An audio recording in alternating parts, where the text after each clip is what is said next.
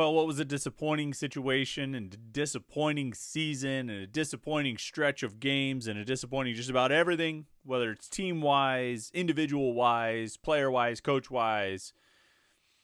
It all somehow managed to get a little more disappointing, or maybe a lot more disappointing, depending on your perspective, with Pitt's loss at North Carolina on Saturday. And, you know, in a phrase that we've used way too many times, a refrain that we've come back to way too many times, in and of itself, in a vacuum, losing at North Carolina by 1 when you had a chance to, you had a chance at the buzzer to win it when you were down by double digits in the first half. You come back and you're only down 3 at halftime. You take a lead. You've got a lead in the final 2. I mean, all these things, like taking a vacuum, that's not bad.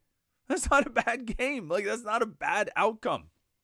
But the problem is, this is like the 9th time we've said, well, taking on its own or taking in a vacuum, that's not a bad result. That's not a bad loss. We've said that like 9 times now. And eventually, at some point, you needed to get past that. Eventually, at some point, you needed to win those games and not have to rationalize away some of the outcomes. And look, if you've watched these videos or listened to these podcasts for long enough, if you've read Panther-Lair.com for long enough, you know that I'm particularly adept at rationalizing bad outcomes, and I don't think I do it just to be either contrarian or to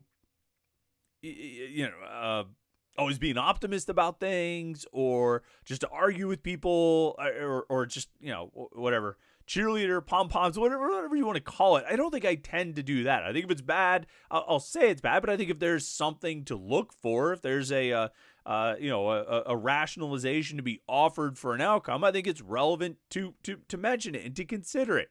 I wasn't rationalizing away the decision to kick a field goal on 4th and 1 in the second overtime of the game above Sports Bowl. That wasn't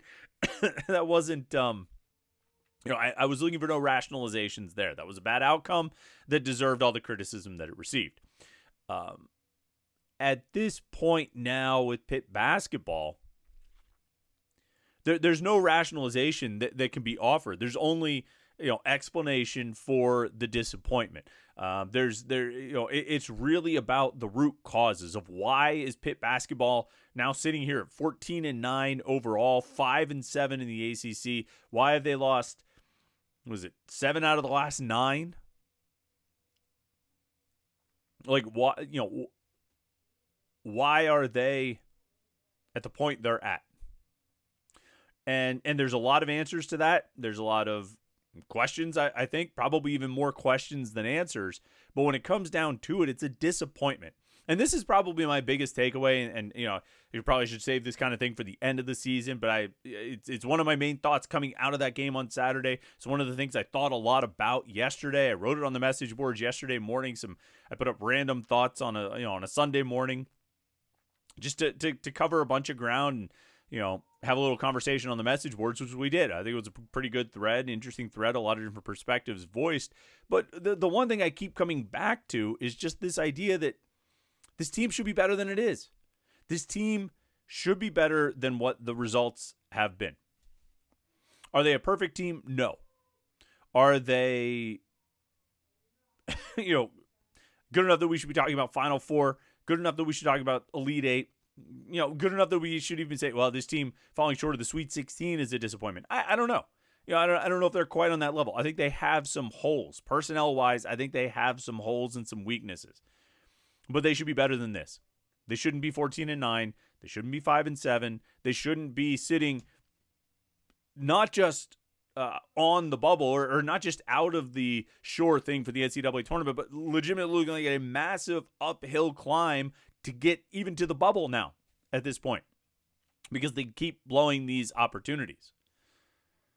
And the Virginia game certainly was a bottoming out. That was the worst of the worst, or the worst of the worst. I never know how that, I always feel like it's, when worst comes to worst, because that makes sense, right? Worse, the comparative gets to worst, the superlative.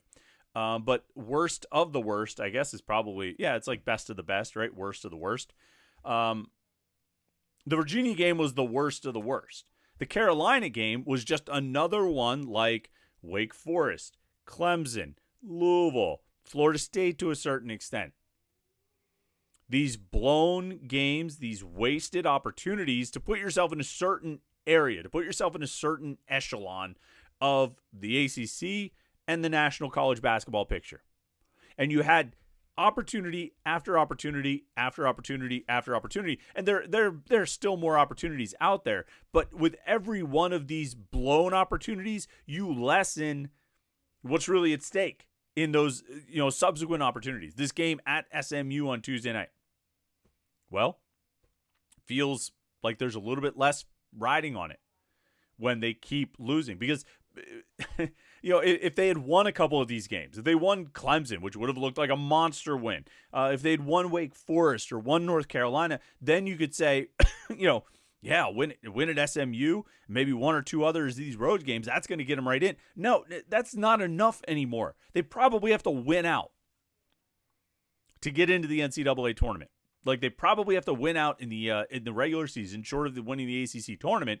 They probably need to win out to have a chance of getting into the NCAA tournament, because they put themselves in this position. And what month is this? February, January, December, November. 3 months ago, I would have said you are insane if you told me that on February 10th, Pitt would be sitting here firmly off the bubble. I would have said, yes, they will be firmly off the bubble on the right side of it, not on the wrong side like they are right now. And it's just an incredible disappointment.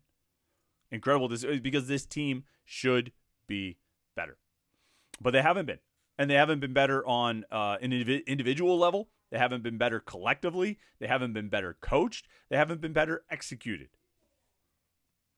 That was an awkward phrase, but you know what I mean. They haven't been. They've fallen short of expectations in every regard. There is no part of this team right now that you would look at and say they have lived up to expectations. Maybe Ish Leggett. And that's it. That's it. In terms of who was expected to contribute what this year, I think the only player or coach or element of this team that you could possibly look at and say, I think they've more or less matched what you thought or hoped they would do this year, is probably Ishmael Leggett. And that's it. And he still was 3 of 10 on Saturday. So he's had some remarkably inefficient days, but he's still probably the lone bright spot on a team where all the potential bright spots, all the expected bright spots, all the relied upon bright spots have shown some serious cracks. All right, we got a lot to talk about with this team right now, coming off the loss at North Carolina. The word of the day is disappointment. The word of the day is falling short of expectations. That's like 4 words. It's disappointment. And just like for a while, we talked about the opportunities that were out there for Pitt. Now we're talking about disappointment because they failed to seize any of those opportunities. All right, let's jump into it. As if we're not, as we're like 8.5 minutes into the video already. It's into the podcast. It's not like we haven't jumped into it already. Let's jump a little deeper into it here on the Monday edition of the Morning Pitt. YouTube.com/Panther-Lair.com.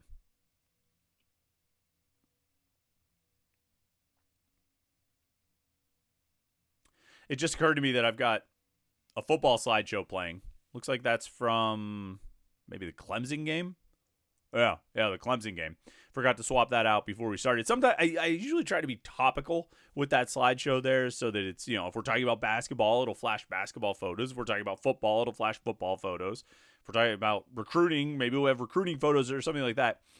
But I got to remember to swap it out. And so I forgot to swap it out. But you know what? It's kind of fitting. Do you want to see pictures of basketball right now? I mean, like, it's not like, that football team was in a stretch, a real encouraging stretch when those photos were taken, but at least it's not as recent as the basketball side. All right, it's the Monday edition of the Morning Pitt, youtube.com/Panther-Lair.com. I apologize. I hit that P on Pitt right there pretty hard on the microphone, but as you can see, feeling much better this Monday than we did last Monday, sounding much better than we did last Monday. Don't necessarily, as it relates to Pitt basketball, feel better than last week, though, I guess. I sounded really bad last week, and Pitt was, Pitt was doing what it was doing last week, and now here we are. They're still doing it, but at least I sound better to talk about it. Monday edition of the Morning Pitt, like I said. Make sure you like this video and subscribe to youtube.com/Panther-Lair.com. That way you don't miss any of our Pitt video content. These daily Morning Pitt videos, Monday through Friday, a little bit of Pitt sports talk to get your day started. Our weekly live show every Wednesday night right here at youtube.com/Panther-Lair.com, 8:30 p.m. Me and Jim Hammett and you get together for some Pitt sports talk. Always look forward to those. We have post-game press conferences, interviews, all those kinds of things. You find it all right here at youtube.com/Panther-Lair.com. And don't forget the website, Panther-Lair.com, Pittsburgh.rivals.com. You may not like the news, but we still report it. And best of all, we give you the message boards as a place to talk about it. You at Panther-Lair.com, Pittsburgh.rivals.com. So the disappointment of this season, the disappointment that has been so, it's just has really crept up in the last month, maybe 6 weeks, 5-6 weeks, somewhere around there. And I think there are a lot of places where this disappointment comes from. Obviously, the overall outcome and the state of Pitt basketball, where they're at this year, where they were expected to be this year, where they were expected to be coming off of last year. The inspiration, the motivation that was supposed to be there from last year's NCAA tournament snub. That whole mantra of leave no doubt. I mean, they hit all the right notes this offseason. They probably felt like they got screwed, but they knew that they had left doubt. That, you know, they let the door open for the NCAA tournament committee to leave them out. And so they came into this season with the intention of not being left out, of making sure that there was no doubt. And for a while, they were on that track. And I don't know if it was Damian Dunn's injury that caused them to fall off that pace. I don't know if it was just the stiffening competition of going into the ACC that created it. But they fell apart. And they haven't had, again, Virginia stands as the only bad loss. Virginia is the only bad loss they've gotten.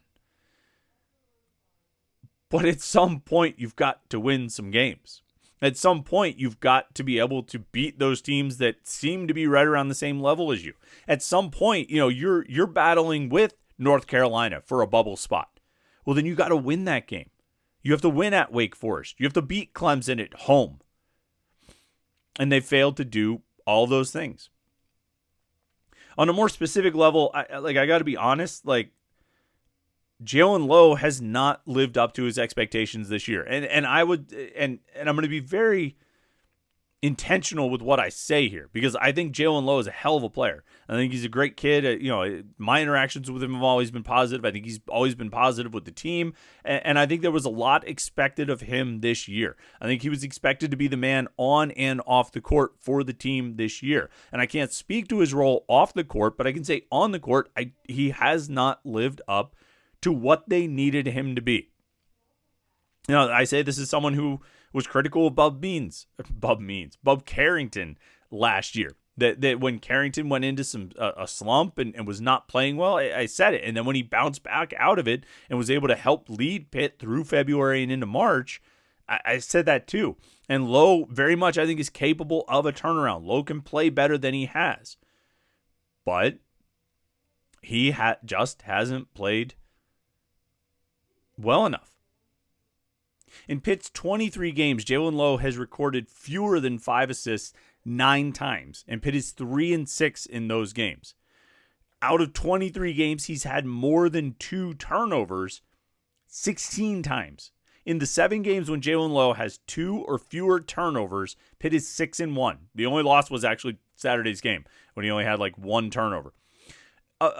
More than the turnovers and the assists, though, and he still put up a lot of assists this year, it's the efficiency of shooting. He's been below 40% shooting in 13 out of 23 games this season. Pitt's 6-7 in those games, including 3-5 against ACC opponents. He's been sub 40% on 2-point attempts 9 times this year, including 5 games against ACC opponents. For as much as the ball is in Jalen Lowe's hands, as much as he's asked to do, as many shots as he takes, as much as he contributes and is counted on to contribute, he can't be below 40% on 2-point shots. How much did I say? 9 times in 23 games. 11 out of 23 games, Lowe has made 5 or fewer field goals, including 7 out of Pitt's 12 ACC games. At the same time, he's attempted double-digit shots 20 of Pitt's 23 games. I don't want to get bogged down in stats, and that's what I'm doing here. And I'm just like reading the stats that I researched yesterday, and I'm reading up. But I'll give you this last one, okay? 20 times this season, Jalen Lowe has attempted double-digit shots. In 8 of those 20, he's made 5 or fewer field goals. And I think that inefficiency is the biggest issue for this team. And it's not the only issue. Believe me, rebounding is a huge issue. Defense is an even bigger issue. Maybe the biggest issue the team has faced this year. Because when you look at all these like first half deficits, their offense goes into a hole and they let the other team score at will. Maybe one feeds off the other. Maybe it doesn't. But that's what happens. There's a major defensive issue and a major defensive vulnerability that has just cropped up. It's been there all season long. And so those are major issues. And I won't pretend like they're not major issues. I won't pretend like those haven't been a big part of the reason Pitt is 14-9 right now. But Jalen Lowe came into this season with an expectation to be a certain type of player and fill a certain type of role for this team. And he hasn't quite done it. And I think there are a lot of reasons for that. I think he presses a little bit. I think other teams are certainly focused on him. There's that old adage about what happens when you go from being on the scouting report to being the scouting report. It was certainly something we saw Bub Carrington go through last year, where he went from being on the scouting report to being the scouting report. That's what Jalen Lowe has gone through, and it's been tough. It's been a struggle, and he's had questionable decisions at times in some of the shots he takes. I give him a little bit of a pass on that because sometimes he makes those shots and you're like, oh, that was a great idea. But the 3-point shooting, maybe that's not going to be a big part of his game, but it certainly hasn't been effective this year. And he just has not finished enough on the 2-point shots, on the drives, on the pull-up jumpers, the floaters, and all those things. He just hasn't finished enough. And again, he might be drawing extra attention. He's getting, defenses are keying on him, but then he needs to be able to adjust and adapt. He has to adjust to the physicality when teams get physical with him. He needs to adjust to that. When he's driving, if they're collapsing on him and it's going to be very difficult to get off a good shot, he needs to have the awareness and the presence of mind to kick the ball out to a teammate. And I mean, we've been talking about that since Amsal Delilich was standing in the corner all by himself in all those non-conference games. We've been talking about the seeming reluctance of Pitt's guards to kick out. Now, look, whether it's Lowe or Leggett, you want your best players taking shots. You want your best players giving you a chance to win. That's your best chance to win, is when your best players are making plays. And so I don't come down too hard on those guys for when they, the pejorative is like hero ball, or they just try to take over and, all that. I give those guys a little bit of leeway because they are the best players on the team and you're going to rely on your best players, but they can't do it all, and they can't expect to do it all, and they can't be expected to do it all. And, some of this season was expecting them to do it all, and they've fallen short. And I think Leggett has been better than Lowe. I think Leggett has played pretty well for the most part. He's had some pretty inefficient games. Lowe is probably the guy. And again, I don't want to come down too hard on the guy. He's a sophomore. He's a second-year starter, first year and a half starter, kind of.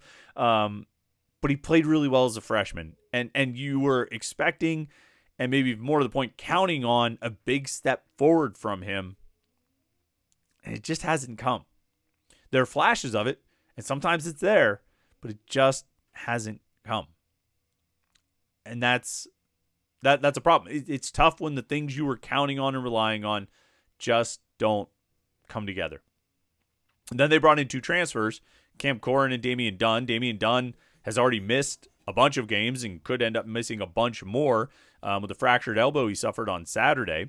Cam Corrin has probably been better than people give him credit for, but not what they needed him to be. I think Pitt really expected him to be a significant offensive presence in the post and a good rebounder and a good enough defender. I think they knew they were going to give up a little bit in terms of defense at the center position, going from Federico to Cam Corrin. But I don't think they expected to. But I thought they felt like they could offset it with the rebounding in the offense, and that hasn't happened. They haven't gotten either one of those things out of it. I mean, occasionally he scores. He had 17 at Carolina, and that's fine, but it hasn't happened. I think I looked up a stat yesterday where if you look at Cam Corrin's 5 highest scoring games in his career between Florida State and Pitt, I want to say his teams are 2-3 in those games. It's just, like his career high was 25 against Pitt last year, and Florida State lost that game by 15. He had 17, on Saturday at Carolina, and Pitt lost that game. And so maybe it was a faulty premise even to operate from, that you were going to get all this scoring out of the post, and that was going to, open things up for you.